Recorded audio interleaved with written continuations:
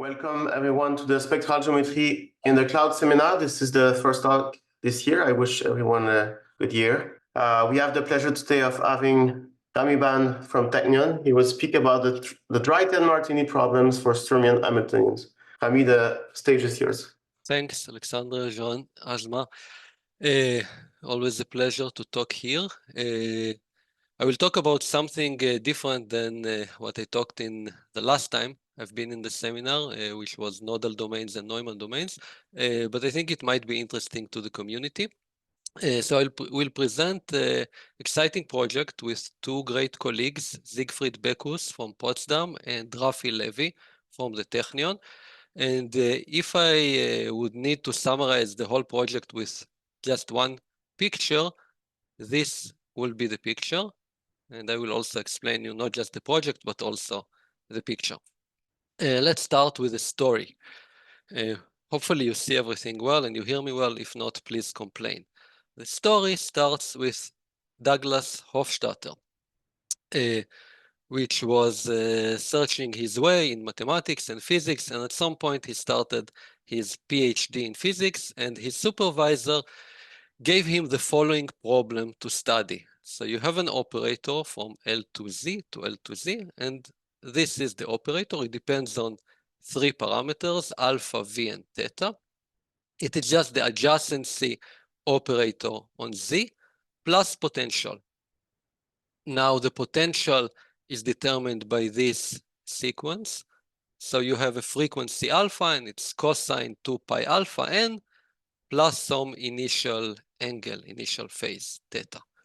That's the potential, and this is multiplied by V, which is a real parameter. It is the strength of the potential, also called coupling coefficient. So Douglas Hofstadter got this operator, and his project was to study it. As part of his PhD, he went together with his supervisor to Germany.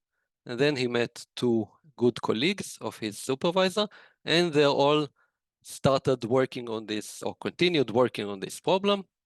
They worked quite intensively in Douglas Hofstadter words, and then at some point when young Hofstadter left the room from the three professors, he went to the corridor, and then he saw this machine that later was called by a friend of his, Rumpelstiltskin. And then Hofstadter was very excited because this machine reminded him of a similar machine from his high school days, with which he was doing some numerics. So he was very excited, and he thought to himself, well, I can try to take this problem and use this machine in order to plot some numerics. Alas, this machine didn't even had a display. It just outputted series of numbers, and then Douglas just drew by hand what he got. And this is what he got, his hand-drawn plot. So what do you see here? The y-axis is alpha. This is the frequency parameter. And for each value of alpha, you plot the energy spectrum of that operator. So you see here, if you choose few alphas, you plot the spectrum, and then you get this picture. When Hofstadter saw this picture, he was very excited. He saw here some kind of fractality, or some kind of different scales.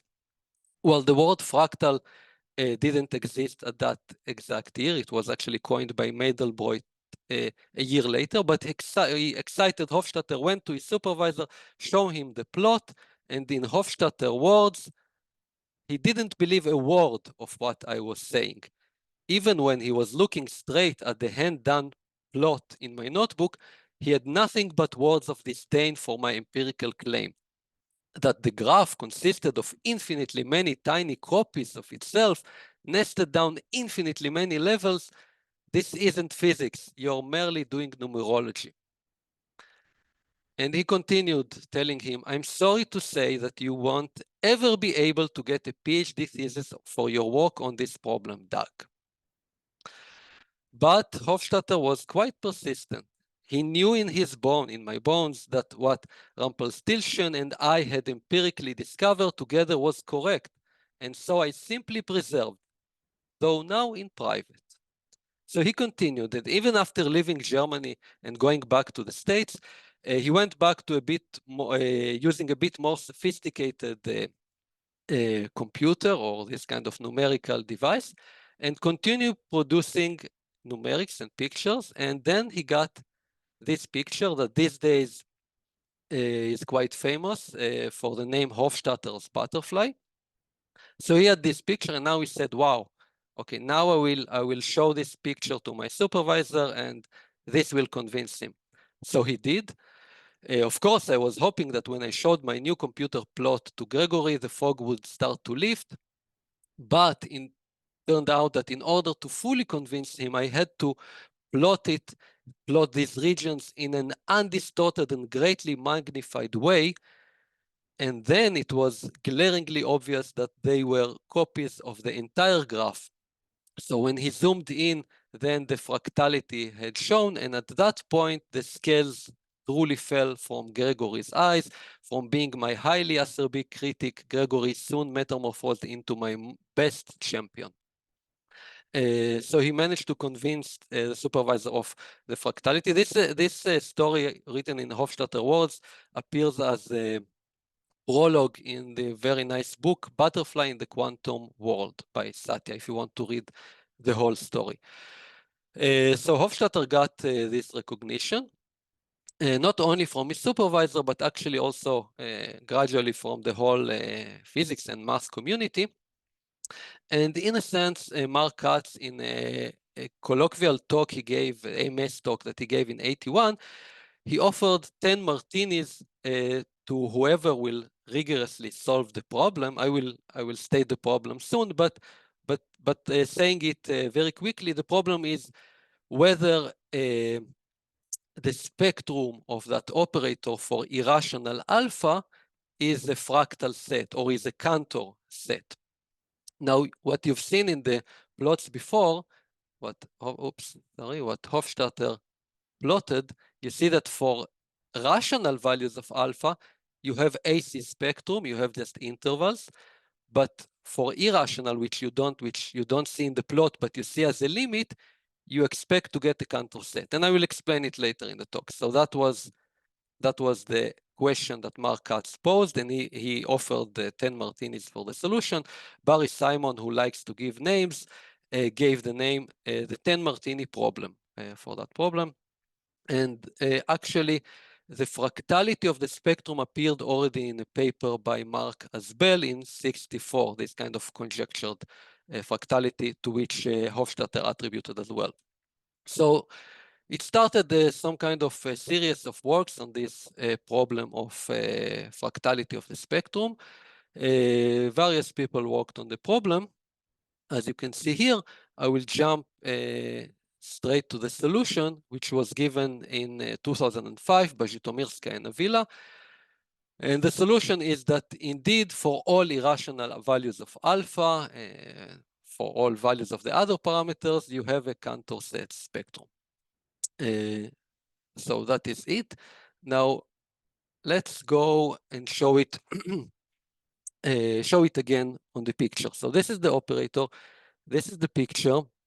This operator, by the way, with this potential is also called Almost-Mathieu operator, and it's the one-dimensional analog of the Harper's equation. But what I'm going to talk about today is not exactly this operator, but a very similar operator. The form is the same, and I only change the potential. So the potential that I will speak about, and I will tell you a bit about the differences between the operator, is this potential. The potential is just a sequence of zeros and ones. For some reason, there should have been animation, but I see that somehow the animation doesn't work. Okay. So, but what happens is the following. You have you go over the unit torus with a frequency alpha, and whenever you hit a window whose size is also alpha, you put 1. Whenever you hit a point outside the window, you put 0. And this sequence of zeros and ones is called the Sturmian sequence. You use it to form the potential. So the omega is the potential. You put it here. you multiply by V, and essentially your potential has just two values, 0 or V. But the frequency is alpha, similarly to the frequency here for the Almost-Mathieu operator. Now, if you do what Hofstadter did, and this was done by Barak Biber, a clever student from the Technion. So Barak plotted also the spectrum of this operator for various values of alpha. It is easier to plot it for rational values of alpha. So if you plot it for many rational values of alpha, this is the picture that you get. Also, you might see the fractality here. Also, it's a good point for questions to see that you understood well both operators, and if not, please ask. How does it depend on V and theta, actually? Very good. Thanks a lot, Alexander. So it doesn't depend on theta, and that's exactly my next slide. So I remove theta. For irrational alpha, it doesn't depend on theta, so I delete theta. And the dependence on V, which we will see a bit later in the talk, is a bit stretching the butterfly. That maybe you can imagine. But yeah, great question. Thanks a lot. More questions about the operators? Is that in the plots where when you're doing the numerics, you're truncating it. So it's supposed to be an operator on the infinite Z, and you truncate it to some box. No, it's an operator, it's an operator on Z, but if you plot it for a rational alpha, I will get into the details later, then it is a periodic, then it is a periodic operator, and for a periodic operator, we have the Bloch-Floquin. It just, you have the analogous finite dimensional operator to which you can. I see. So what we're looking at is not all rational alpha, but all rational alpha for a denominator until some capital N. Yeah, I mean it's a numerical picture, so you plot some not all the rationals, but some of them. No, my question was, what is the truncation of the numerics to understand? I think 250. This is the denominator, if I remember. No, it wasn't what is the value, but how do you truncate? So thank you. I now understand. You truncate according to the denominator of the denominator of the alpha, the rational alpha. Genau. Thanks. Yeah. Okay. More questions? Oh, things are clear. So these are the operators. Now, what is known about the 10 Martini problem? As you've seen in the previous slide, Avila and Jitomirskaya solved it in the following sense. It's a Cantor spectrum for all irrational alphas and for all V different than 0. I mean, V equal to 0 is nonsense. It's just the adjacency operator. So writing this means the full solution to the problem. This is for the Almost-Mathieu operator, the left-hand side. What happens on the right-hand side for the Sturmian Schrodinger operator? For the Sturmian, Zhou first proved it for a particular but important value of alpha, which is the golden ratio, or the golden ratio -1. This is a very interesting value. Putting this value of alpha also gives an operator that is called Fibonacci Hamiltonian. So it was solved for the Fibonacci Hamiltonian, and then later it was fully solved for all irrational alphas by Belisard, Jochum, Scopula-Testart. So 10 Martini problem solved, both on the left and on the right. And now we go on to understand, so what else there is to do. And to go on, we actually go back to Barry Simon's paper, a review paper. Can I have yeah. Another question. When they solve it, they just show that the measure of the spectrum is 0, or do they actually can say something about the self-similarity? No, they prove that it's a Cantor set for all irrational alpha. It is a Cantor set. What does it mean, Cantor set? Cantor set in the so closed set with empty interior and not non-isolated points for all irrational alpha. Okay, so no, so it doesn't necessarily mean self-similarity or something like that. Between different alphas, you mean? No, it's for particular alphas. Okay, thank you. Sure. Right, so this is 10 Martini. Now, after Mark Kac gave the talk, a year later, Barry Simon wrote the following review. And at the end of the review, he posed a few open problems. Problem number one is the 10 Martini problem. So like we said, for all v different than 0, all irrational alphas, the operator has a Cantor spectrum. The name comes from the fact that Mark Kac offered 10 Martinis for the solution. But actually, Barry Simon, already in the next sentence, he writes, actually, Kac didn't ask this question. He asked a different question. He asked whether the operator has all its gaps there. And Barry Simon writes, so perhaps one should try to solve a different problem, a harder, stronger form of the problem, which he called the Dry Ten Martini. So to be honest, what Mark Kac asked is this harder problem, which I will now tell you exactly what it is. But I guess Barry Simon, in order to have two different problems, he splitted it into problem 1 and problem 2. So problem 1 we have already seen, but actually what Mark Kac asked is problem number 2. Let's introduce it. So in order to introduce problem number 2, are all gaps there? We need to introduce the integrated density of states, IDS. So what is it? Once you fix the operator, and as you see, I conveniently remove theta, as we've seen, doesn't depend on, spectrum doesn't depend on theta. So the operator, when we restrict it to a finite box of size n, just of n sites, then we count how many eigenvalues does this operator or finite dimensional matrix has below E, below an energy E. We normalize by the size of the box, and we take n to infinity. So this is the integrated density of states. It's very nice to plot it pictorially. So pictorially, it is something like that. It's a continuous, non-decreasing function that looks like that, and has a very nice property that for energies outside the spectrum, it is constant. Or there is a neighborhood on which it is constant, and these energies outside the spectrum, they are called gaps or spectral gaps. What is interesting in particularly also has a physical meaning, which I will not go into now, but are the values that the integrated density of states gets on these gaps. So this NE, and these values are also called gap labels. So here is just a refined plot. You can see here that every spectral gap is bounded between two energies in the spectrum. And if this, the blue, is the spectrum, you can see that the IDS strictly increases on the spectrum and is constant on the gaps. Hopefully it is okay. If not, please stop me.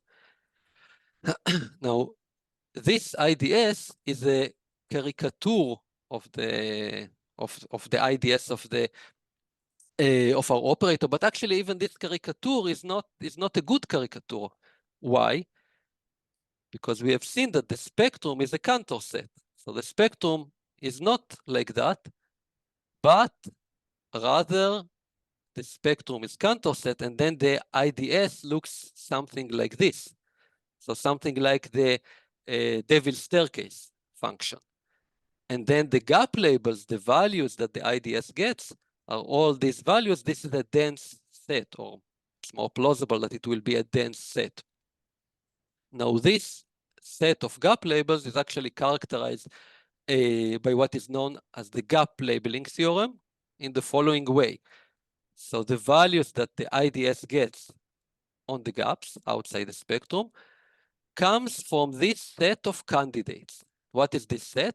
You take alpha, the frequency, so it's all integer multiples of alpha, modulo 1, and also the value 1, because the IDS gets the value 1 for energy high enough.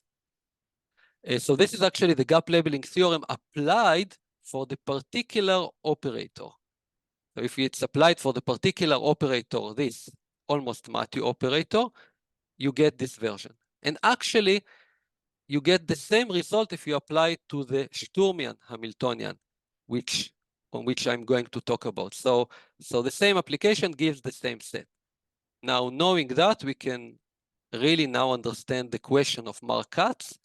His question, are all gaps there, just means whether there is an equality here.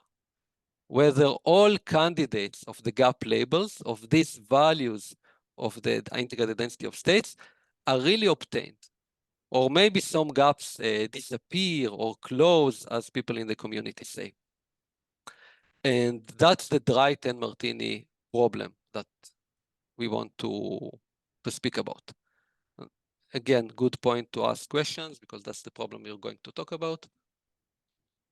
So is there any Weil's law for the growth of n alpha v in terms of E, for example? Is there any Weil law of growth of n alpha in terms of E?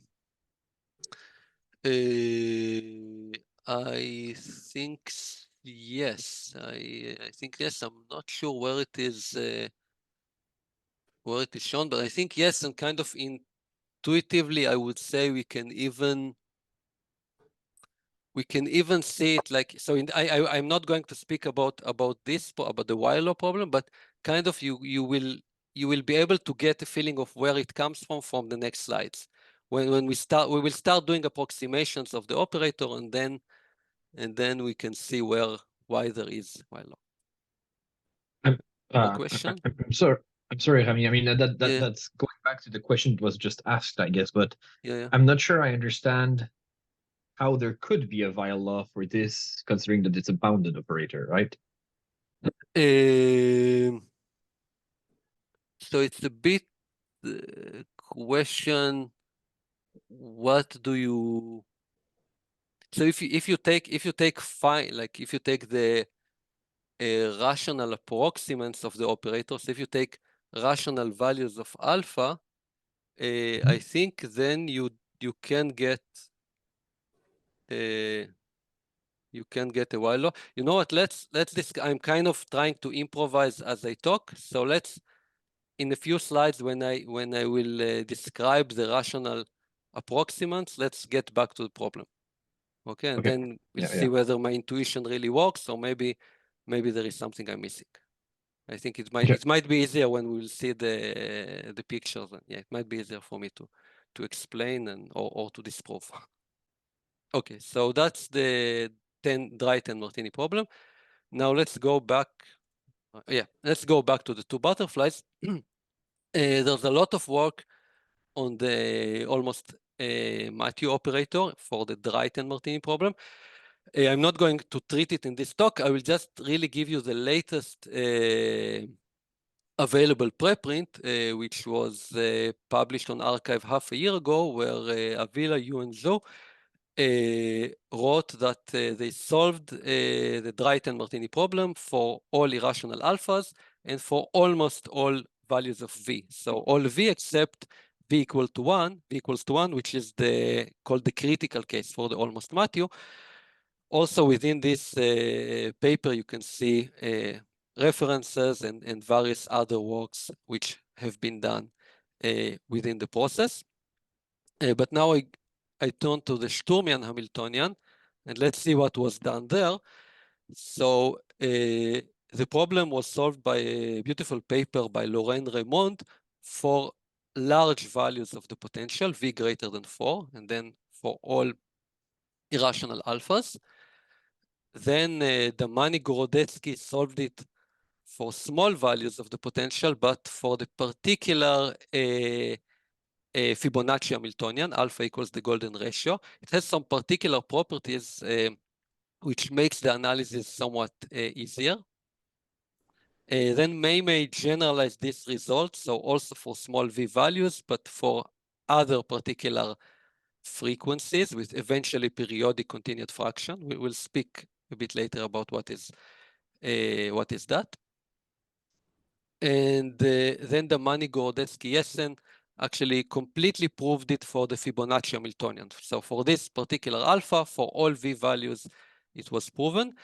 And what I want to talk about today is our result in which we completely proved it. So namely for all irrational alphas and for all V different than 0, we show that the gap labels indeed equal n alpha mod 1 values, so all gaps are there.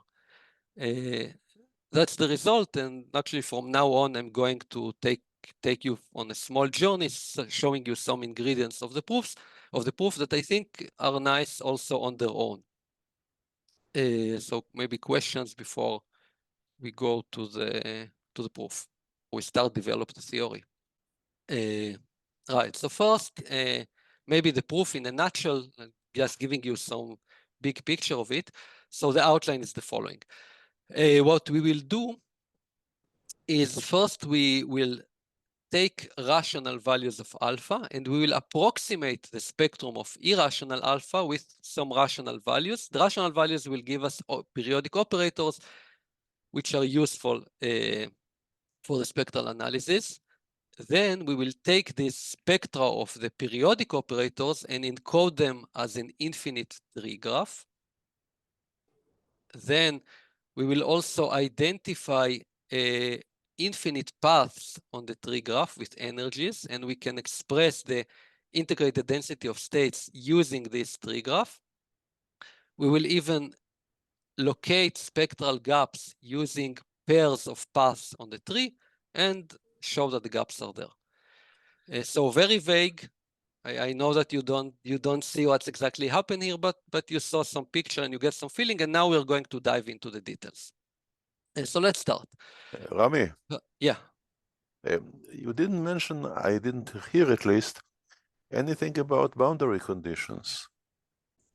So you mean on Z on or when we take the space of functions for which you compute the spectrum? So now I'm going to take the rational alphas, and then my operators will be periodic, and then I will take periodic boundary conditions. Yeah, but for irrational alpha it's the whole Z. When I really in the next slide I'm going to turn it into the rational alphas, periodic, and then periodic boundary conditions. So spectral approximates. In order to do it, we take the operator, we take the alpha, and we write alpha, as very commonly is being done, as infinite continued fraction expansion. It's infinite if alpha is irrational.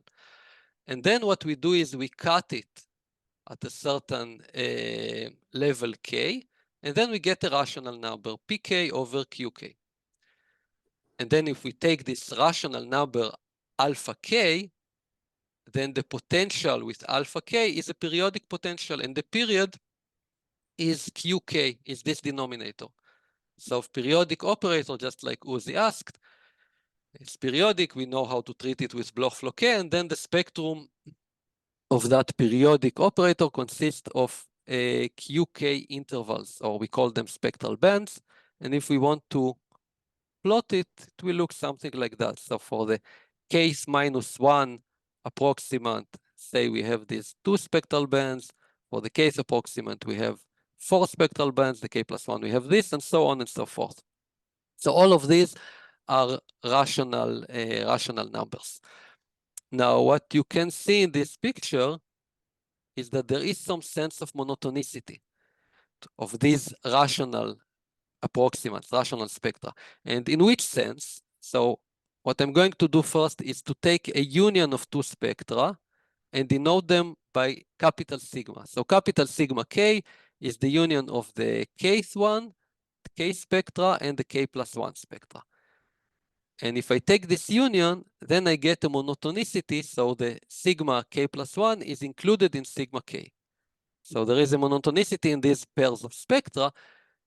Furthermore, I can take the limit of these spectra when k going to infinity, when I'm going up in the level, so I approximate my irrational number with better and better rationals. So taking the limit, which is equivalent to taking infinite intersection of these sigmas, gives me the spectrum that I want, give me the irrational spectrum. So there is a certain sense on looking on these rational approximants. This was already been done by Belisard, Jochum, Skopel at the start, and by the work of Laurent Raymond, which I mentioned before. Actually, what I want to do is to sharpen a bit the monotonicity property and to tell you that something even stronger and easier to understand even happens. So let's look on the following. I can classify the spectral bands into two types, A and B, according to monotonicity property. How exactly? The spectral band of type A is included in some spectral band one level below. You see this A, these A's, this A, and this A. And a spectral band of type B is not included in a spectrum one level below, but it is included in one spectral band two levels below. So it's not just monotonicity as a set, but every spectral band as an individual element is included one or two levels below. Let's demonstrate it with these arrows, so the A and the B's. And then this I did for the K plus one level, but then you can also do it for the Kth level. So say this spectral band, you see it's included one level below, so it will be of type A. This spectral band is not included one level below, and if you believe me, then it must be included two levels below, so it will be of type B. And here it is. So you can continue classifying these spectral bands into two types, which is a useful fact to bear in mind. And now let's take it and demonstrate it on the butterfly. So let's go back to our butterfly and pick the particular value of alpha, which you've seen is very popular, this golden ratio, -1. And now let's draw the spectrum of the periodic approximant. So let's cut it at different values of K. So for alpha 2 is 1/2. So at the value of 1/2, I hope you can see it, there are two spectral bands, and I color them blue and red according to the types A and B. So this is it. Now let's go further. The next approximant is 2/3. 2/3, here it is. 3 spectral bands, blue and red. 3/5. 3/5 is here. And so on and so forth. I continue calculating the approximants. I continue drawing. And so on. And I see that some of you get closer to the screen because it's very tiny. So in order to help you, I will zoom in. And also, as you've seen from Hofstadter's story, when you zoom in, people tend to believe you a bit more. So let's zoom in even more. And then you can see how the approximants converge to the, well, you can get a feeling at least how the approximants converge to the limiting irrational spectrum of the irrational value of alpha. And you can see their types, blue, red, blue, red. So this is just a small demonstration. Now let's go back to the theory. So here again, these are few levels colored blue, red, A and B. And now let's go to the graph. So look what I've seen here, what I've done here. I plot every spectral band as a vertex of a graph, A or B. And whenever two spectral bands are contained one inside the other, I plot an edge. Or whenever a spectral band is included two levels below, I plot two edges with a dot. So this dot, you can think about it as a gap, as a spectral gap. So you see that this picture of spectral bands above, I turned into a graph, or few graphs. Okay, you see that it kind of corresponds to what? Explain again what how does the gap becomes a point? Yes, so I didn't draw all the points here, but you can see here that, for example, here this A, so this A is that A, and then these two gaps, this one and this one, are plotted here as points, for example.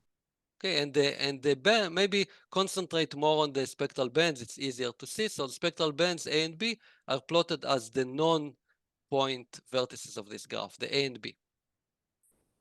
And inclusion, I mark with an H. Also, I plot it with the level as levels going up. So shouldn't you have more, say, dots of gaps? Yeah, that's what I said. I have more dots. Yeah, I didn't plot here all the dots. You will see in the next slide more dots. Yeah. So now let me do the following. I erase part of the graph.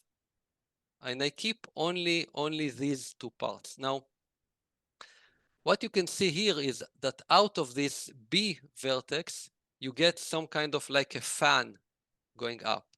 And out of the A, you get a fan going up as well.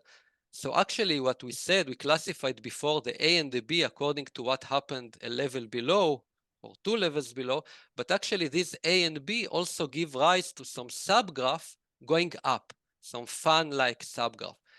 And this particular subgraph is also related to the value of the digit in the continued fraction. So in this particular case, the digit is 2, and you get this fan going out of the B and this fan going out of the A. It's not clear.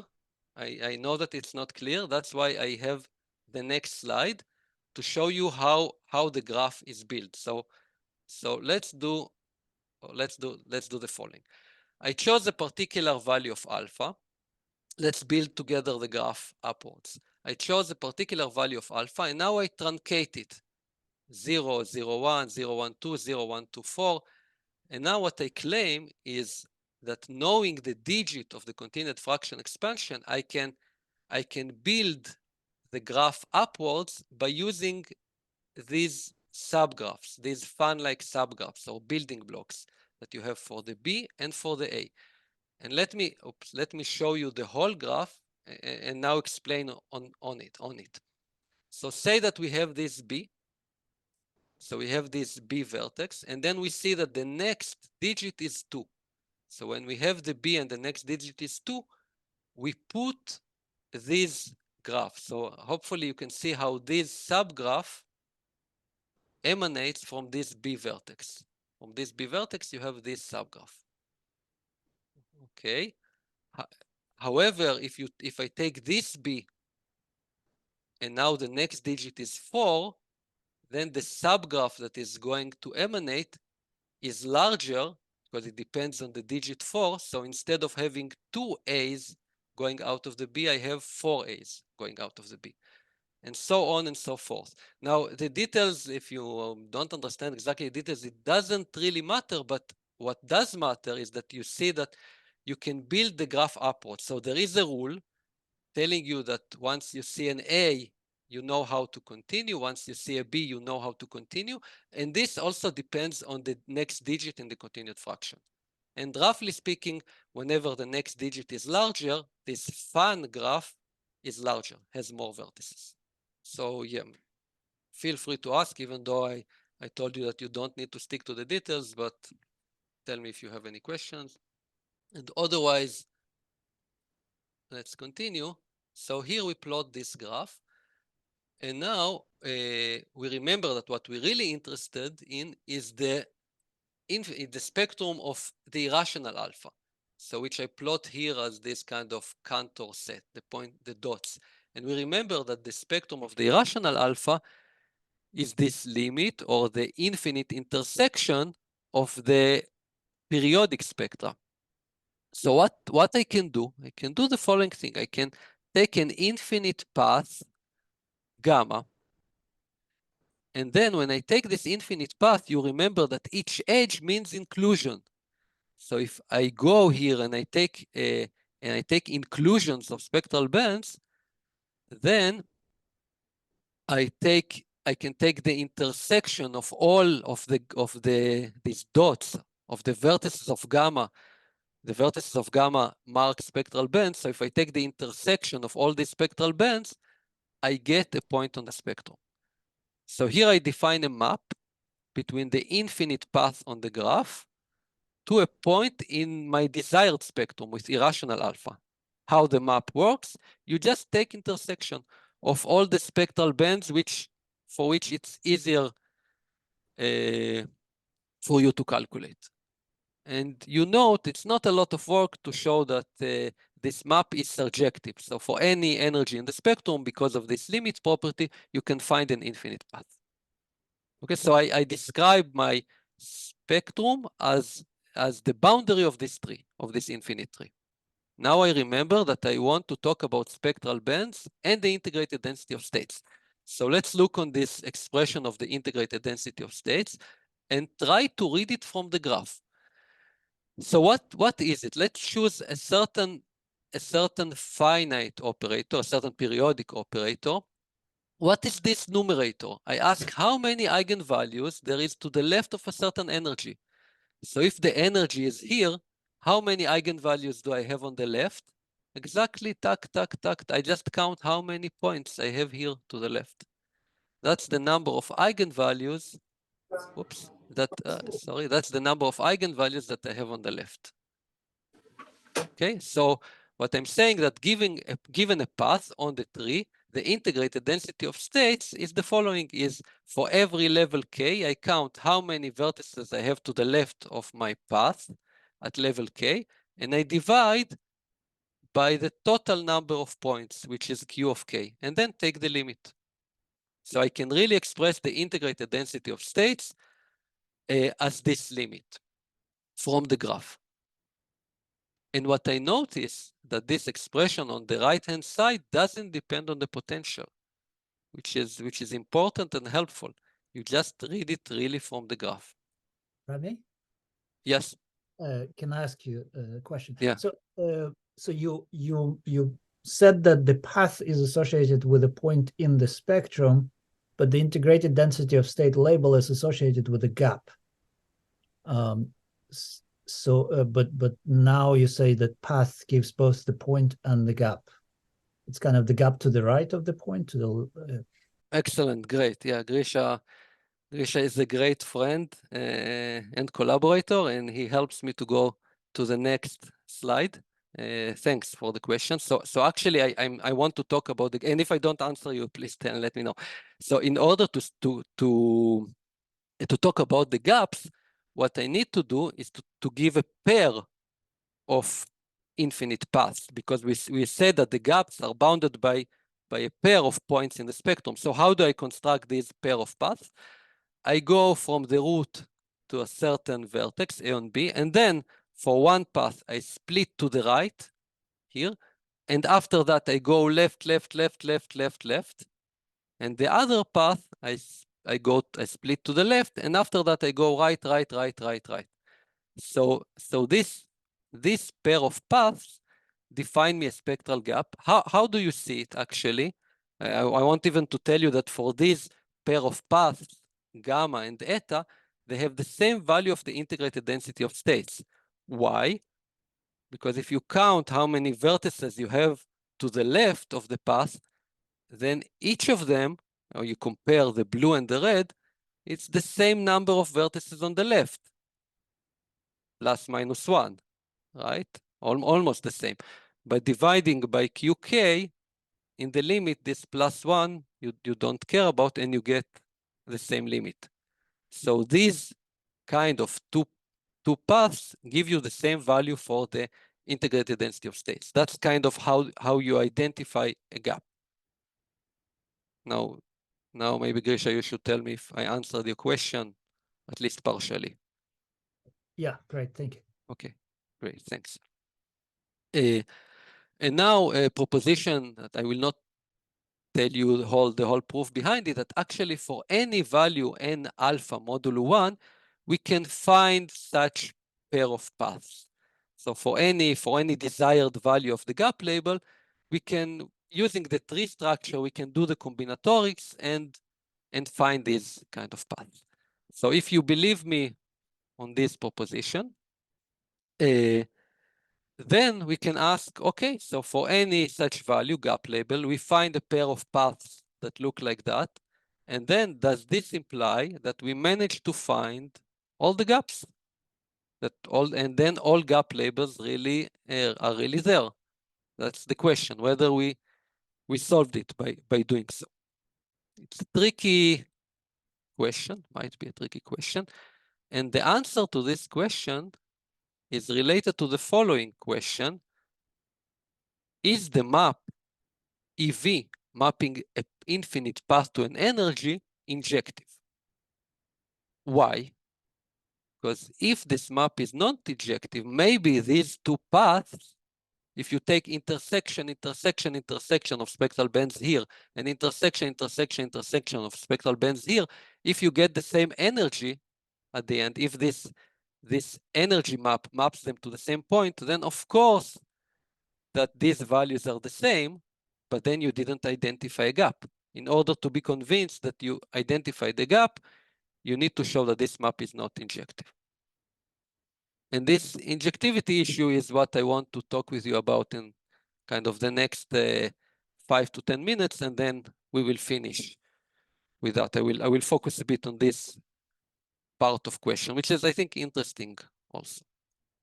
So let's consider a bit injectivity and consider the following graph. So we've seen it already before. This is for the continued fraction 0, 0, 1, 0, 1, 2, 0, 1, 2, 4. And in particular, if you take 0, then the potential is just the 0 potential. And then, you know, the adjacency operator has a spectrum between -2 and 2. Then next, the potential is the constant 1, or V times 1. And then the spectrum is -2 to 2, but shifted by this value V. So you have this spectrum, and so on and so forth. Now, notice, let's see what happened when we change the value of V. So when we change the value of V, or decrease it, say, when we decrease the value of V, we see that this spectrum moves to the left. So it moves, and it moves, and it moves, and it moves. And at some point, it even overlaps, which is a disaster, right? Because if it overlaps, it's hard to expect this kind of injectivity when you take infinite intersection. But when does it overlap, actually? When does it completely overlap? For the value V equals 0, which we don't really care about. For V equals 0, we don't even have irrational spectrum. But let's go few steps before. You can see here when we start having problems, already when the overlap just starts, at V equals 4. So this gives you a bit of intuition why V equals 4 is a problematic value, or at least problematic for the analysis, because then things start to overlap, and then it's more problematic to show injectivity. So armed with this intuition, let's go forward. So a lemma that Laurent Raymond in the work I mentioned already had, that if V greater than 4, and if Ij are two spectral bands that do not belong to the same path, so they are not included one in the other, say one is here and one is here, then these two spectral bands have non-empty intersection. So if V greater than 4, it's not only for these two bands, but you never have intersection. And then if you never have intersection, you have empty intersection of spectral bands, and you take this infinite intersection of the energy map, then it's easier to show injectivity for that. So the lemma is actually useful to show injectivity, but actually it's also useful to build the whole structure of the graph and the A-B types, but assuming that V greater than 4. And then just a second, just let me finish with, once you have this lemma, and you build the graph and you show injectivity, this is what Raymond showed, then you fully classified your gaps, and pretty much with the outline that I've shown you before. Yes, Leo. Is it clear that at any level the QK bands don't touch as you change V? Can it be that you change V and the QK bands start touching at this level? In general, it might happen for periodic operators, and it even happens for the AMO, but in our particular case, it doesn't. There is a relatively quick proof for that. It's kind of linear algebraic proof based on the particular, but we don't have it for the level itself. Yeah, thanks for the question. Great, thank you. So this is how Raymond proved his theorem, and let me just show you quickly what we do, because we don't have this lemma. We have seen that we do have non-empty intersection. So what we do is the following. Let's concentrate on this pair of two paths, gamma and eta. And we have seen that when you change V, what might happen is these overlaps of spectral bands. And because of this overlap, you might, it might happen, you might be worried that if you take intersection of all these and of the blue ones and intersection of the red ones, you might hit the same point. However, what we managed to show is that if we have such two neighboring paths and there is an overlap of M B bands, so there are M levels in which there is overlap. So if there is an overlap for M consecutive levels, then the potential absolute value is smaller than 2 over M. Now, having this lemma, then we can show that it cannot be that this overlap goes to infinity. Like at some point, they should not overlap because we can do it for any value of V. Right? So as a corollary of this lemma is that for non-zero V and two paths that are not the same, the energy map is injected. The energy maps give different values. Okay, so actually this kind of lemma gives us the injectivity that we want.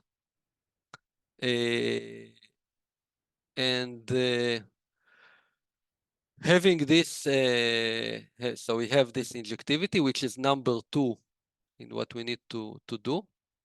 Then actually we need just to show also number 1. And so number 1 is showing that there are these A and B types, and there is the tree structure, and the tree doesn't depend on V. And actually, honestly, this number 1 part, this is what took us much longer, quite a few years. But that's also why I spare the details from you, because I think even number 2 got a bit technical towards the end. So number 1 is even more. But just to show you very briefly some of the tools behind number 1, and these are very basic tools, I must admit. We don't use heavy artillery. So some of the tools here are considering particular finite matrices in using perturbation theory of rank 2 perturbation, and also considering the space of all finite continued fractions. So instead of proving what we want to prove for a particular irrational alpha, we actually prove it at once for the whole butterfly, for all values of alpha. And the way we do it is we do kind of induction. So we take the continued fraction, finite continued fraction expansion, and every time we add a digit. And we show that we managed to add a digit and make the continued fractions longer and longer. And by this kind of 2-level inductions, we managed to show it for all irrationals. We also play with the coupling coefficient and show that many properties are continuous. We use some trace identities. Those who know the theory, you know that there is a lot of transfer matrices and traces of transfer matrices that are behind this mechanism. So this is just to give you some feeling. And also, actually, now number A is an excuse to tell you that this is a very basic notion of perturbation theory.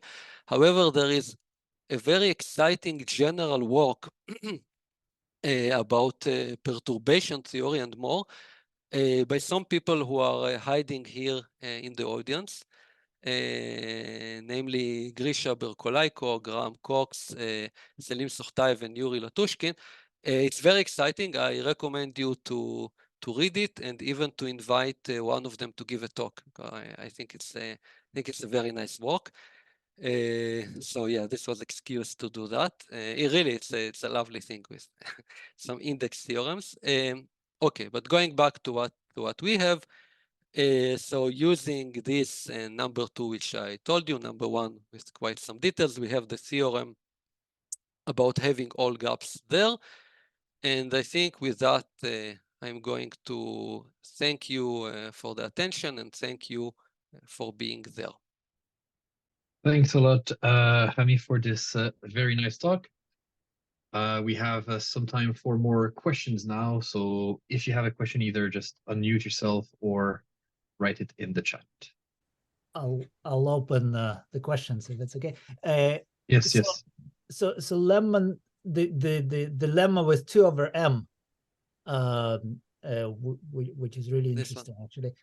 So maybe if you push it a little bit harder, you can actually give an estimate on the size of the gap corresponding to a particular label. On the size of the gap, or on where, or on for which v does it open? That's well, so ideally the size of the gap. Because I don't know, of course, what goes into the proof of the lemma, but it seems like you are getting some bound on the divergence of the future edges of the gap. So first they kind of on the sides of each other, and then they slowly diverge. That's actually that's interesting.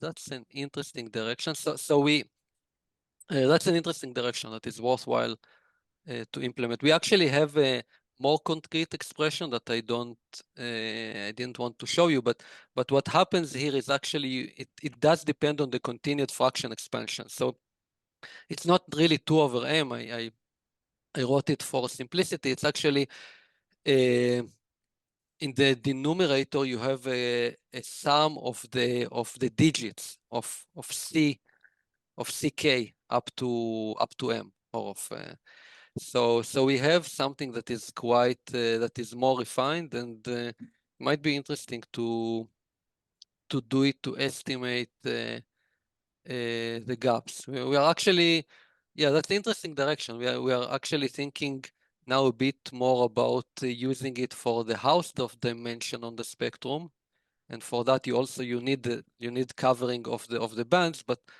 what you're suggesting is kind of complementary and interesting as well. Great, thanks. Thank you. Question?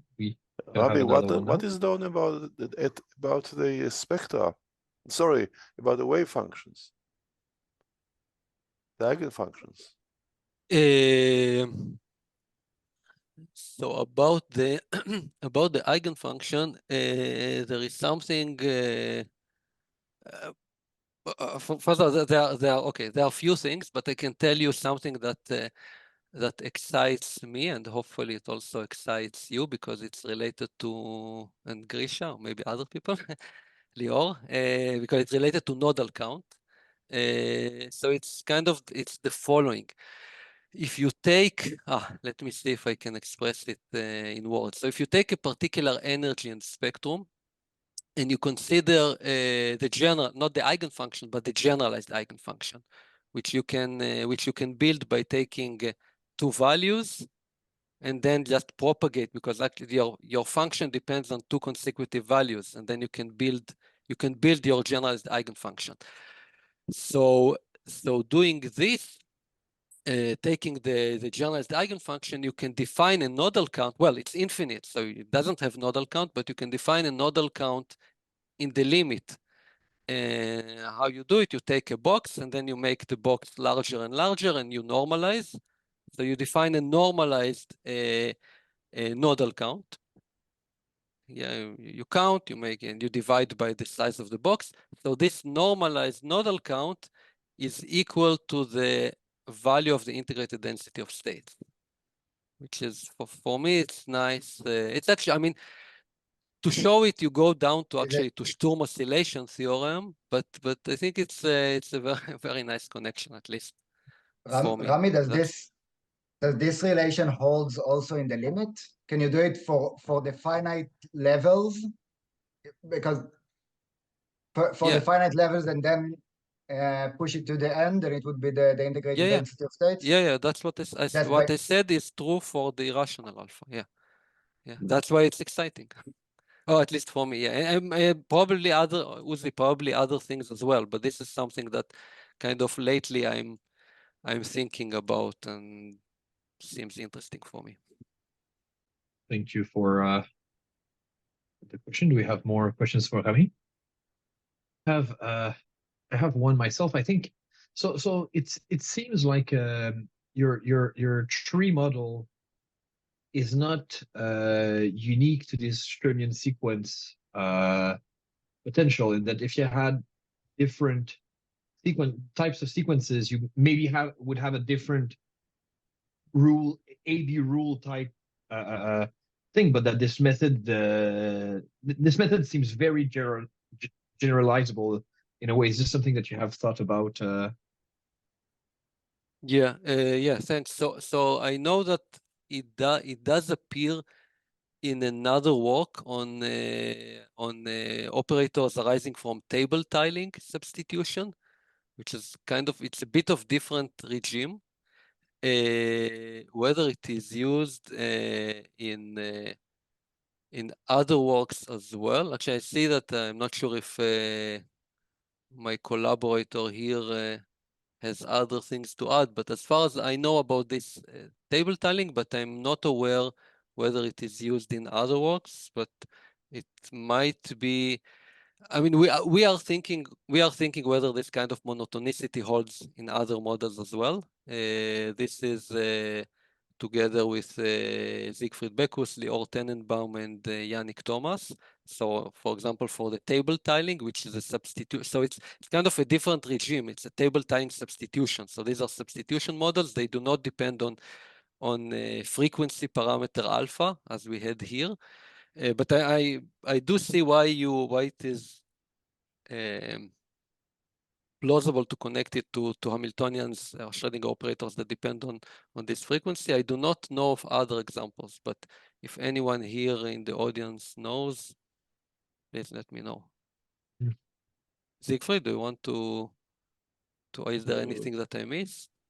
I can just add, I think it's period doubling. It's not table tiling, period doubling sequence. There are some people. Yeah. And but they don't have 2 types; they have 4 types. But it's true. It's indeed an obvious or a canonical thing to think about to generalize this to other models. It has been done for some. Thanks a lot. Can I ask a question? Yes, sure, Lior, go ahead. Rami and Ziggy, I guess. So this whole thing is very much one-dimensional in nature, and I wonder how much of this beautiful picture can be generalized to higher dimensions. So say when you're, or for a more complicated graph structure. So say when if you have like deregular graphs, you take a lot of covers.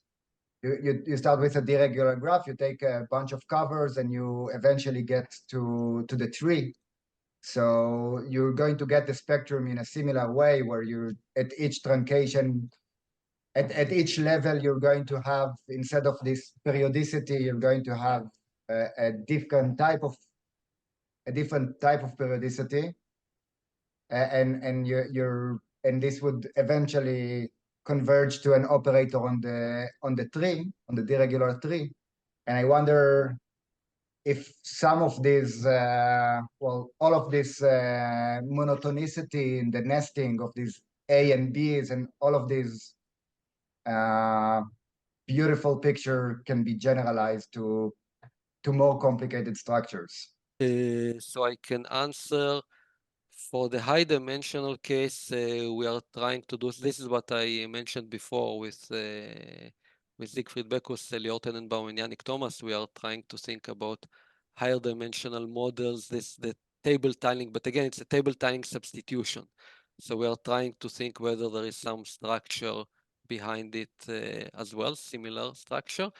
So this is something that we do have. I think I didn't completely understand the part of the deregular tree question, because our tree is not regular tree.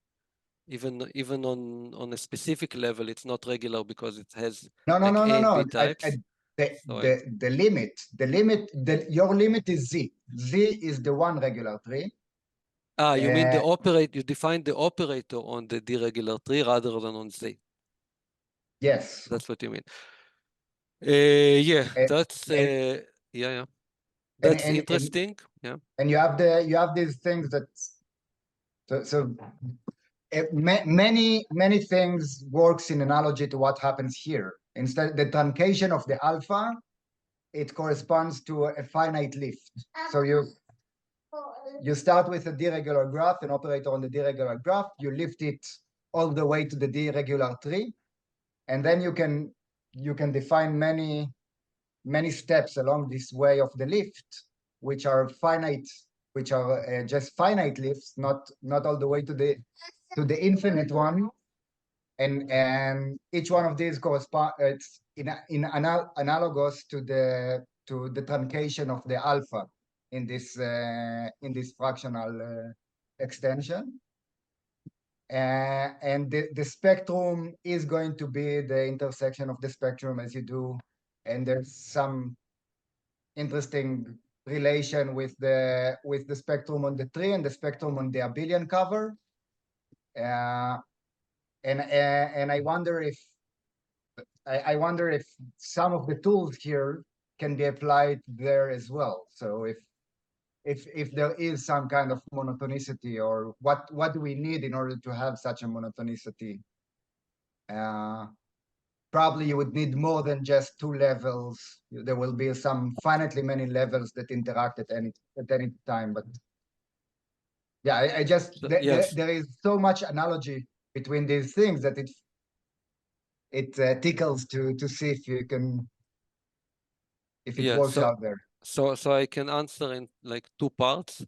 One part that it's an interesting question, worthwhile considering. The second part is part of this avenue is being taken by a group, at least Jonathan Breuer, Barry Simon, Nir Avni, Gil Kalai.